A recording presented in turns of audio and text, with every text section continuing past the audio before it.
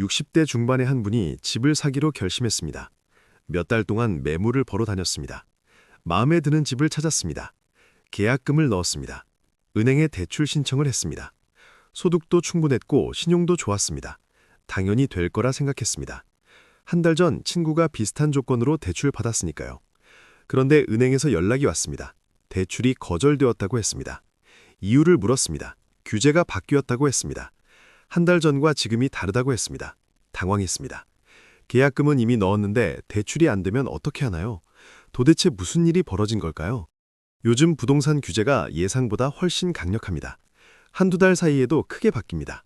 어제 가능했던 게 오늘은 불가능합니다. 준비하고 있다가 뒤통수를 맞는 사람들이 많습니다.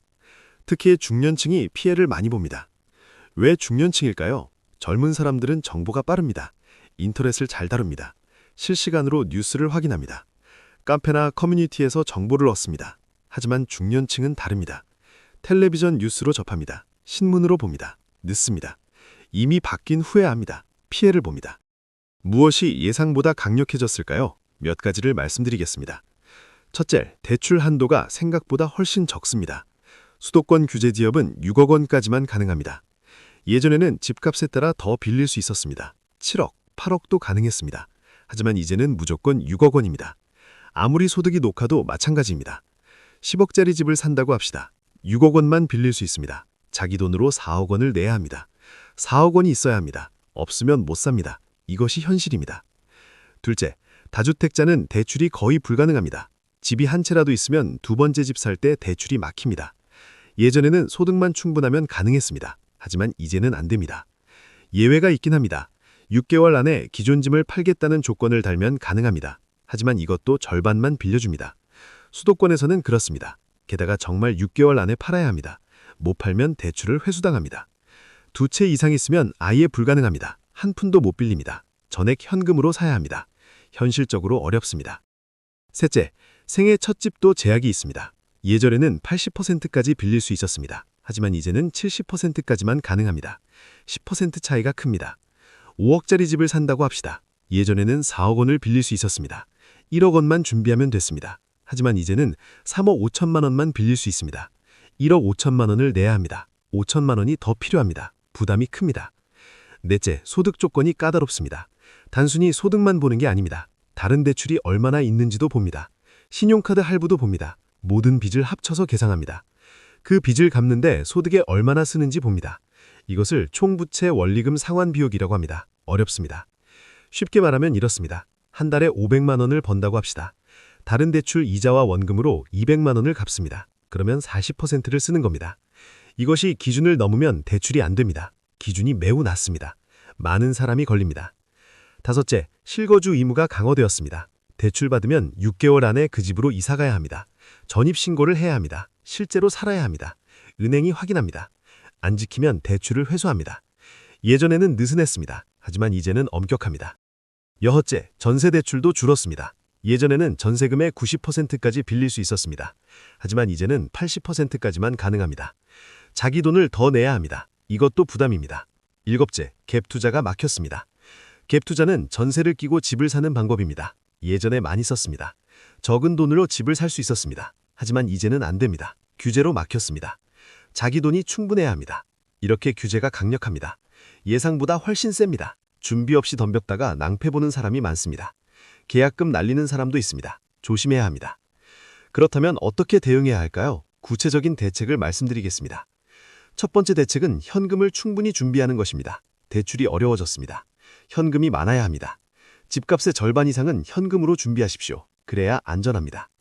현금이 부족하다면 무리하지 마십시오. 좀 더 저렴한 집을 보십시오. 평수를 줄이십시오. 지역을 바꾸십시오. 무리하면 위험합니다. 두 번째 대책은 기존 집을 정리하는 것입니다. 집이 이미 있다면 팔고 사십시오. 한 채 있는 상태에서 두 번째 집 사기는 매우 어렵습니다. 욕심 버리십시오. 한 채만 가지십시오. 팔기 전에 사고 싶다면 계약 조건을 잘 따져야 합니다. 대출 불가능할 경우 계약을 취소할 수 있는 조항을 넣으십시오. 계약금을 돌려받을 수 있게 하십시오. 안 그러면 위험합니다. 세 번째 대책은 비규제 지역을 고려하는 것입니다. 수도권 규제 지역은 너무 셉니다. 비규제 지역은 상대적으로 낮습니다. 꼭 강남이어야 할까요? 다른 곳을 보십시오. 선택지를 넓히십시오. 네 번째 대책은 소득을 정리하는 것입니다. 사업자라면 소득을 명확히 하십시오. 신고를 제대로 하십시오. 다른 대출을 정리하십시오. 신용카드 할부도 줄이십시오. 총부채 원리금 상환 비율을 낮추십시오. 그래야 대출받기 쉽습니다. 다섯 번째 대책은 실거주 계획을 세우는 것입니다. 정말 그 집에 살 준비를 하십시오. 6개월 안에 이사 갈 수 있는지 확인하십시오. 안 된다면 대출 말고 다른 방법을 찾으십시오. 여섯 번째 대책은 전문가와 상담하는 것입니다. 혼자 판단하면 실수합니다. 대출 전문가를 만나십시오. 세무사와 상담하십시오. 본인 상황을 정확히 진단받으십시오. 가능한지 불가능한지 미리 확인하십시오. 계약하기 전에 확인하십시오. 일곱 번째 대책은 시간을 가지는 것입니다. 급하게 하지 마십시오. 규제는 계속 바뀝니다. 조금 기다리면 완화될 수도 있습니다. 반대로 더 강화될 수도 있습니다. 상황을 보십시오. 조급하지 마십시오. 여덟 번째 대책은 정보를 계속 업데이트하는 것입니다. 한 달 전 정보는 이미 옛날입니다. 최신 정보를 확인하십시오. 은행에 직접 문의하십시오. 정부 발표를 보십시오. 전문가 유튜브를 보십시오. 정보를 놓치지 마십시오. 아홉 번째 대책은 대안을 생각하는 것입니다. 꼭 집을 사야 할까요? 전세도 방법입니다. 월세도 나쁘지 않습니다. 집 사는 게 전부가 아닙니다. 무리하지 마십시오. 편안한 방법을 택하십시오. 열 번째 대책은 마음을 비우는 것입니다. 너무 스트레스 받지 마십시오. 집 못 산다고 인생이 끝나는 게 아닙니다. 방법은 있습니다. 시간이 걸릴 뿐입니다. 여유를 가지십시오.